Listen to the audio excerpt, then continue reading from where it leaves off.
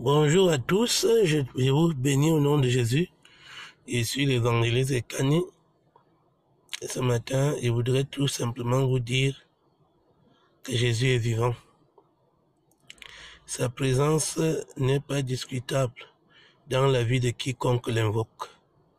Si vous connaissez Dieu, si vous souffrez, si vous êtes malade, si vous avez un problème, il ne sait de quelque nature que ce soit, la Bible déclare, venez à moi, vous tous qui êtes fatigués et chargés, je vous donnerai du repos.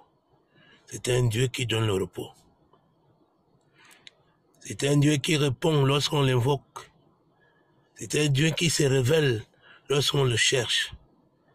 Et c'est un Dieu qui descend pour agir lorsque c'est nécessaire. Voudrais-tu avoir une alliance avec lui? Voudrais-tu lui ouvrir ton cœur? La Bible déclare dans le livre de Jean chapitre 1, le verset 13, à partir du verset 12, à tous ceux qui l'ont reçu et qui croient en lui, il leur a donné le pouvoir de devenir enfants de Dieu. Il dit, sortez du milieu d'eux, ne touchez pas à ce qui est impur, et je vous accueillerai. Vous serez pour moi des fils et des filles, et moi je serai pour vous un père. Ce n'est lorsqu'il devient votre père que vous pouvez parler, il écoute.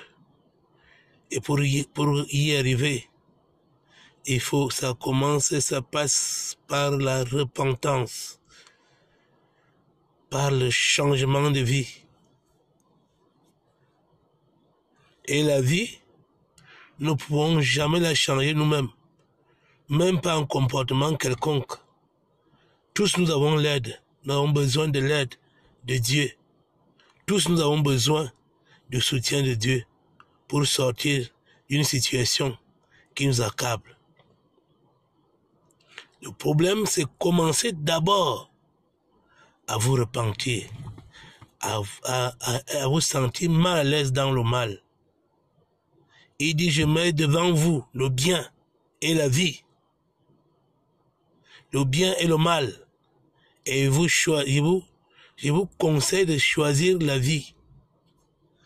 Donc, la vie ne se trouve pas du côté du mal. Là où il y a le mal, si le mal produit un bien, le bien la finira mal. Je crois avoir parlé aux personnes raisonnables. Aujourd'hui, nous sommes tous intéressés par les choses qui agitent, par les crises, par la politique, par des situations qui prévaut de part et d'autre. Mais personne ne se préoccupe de la vie de son âme. Quelqu'un ne se préoccupe de ce que le choix qu'il a fait dans la vie est contre son salut. Quel est le choix que tu as fait? Quel est le chemin que tu as suivi et que tu continues à suivre? Parce que ce qui est vrai, c'est que dans la conscience de tout être humain, Dieu a inscrit ce qui est bien, la connaissance du bien et du mal. Si tu n'es pas dans une bonne position, tu connais, même si tu es perdu, même si tu te maintiens, même si tu cherches à rester dans la position là, tu connais que la position là consciemment n'est pas bonne. Et aujourd'hui, je t'interpelle, donne ta vie à Jésus.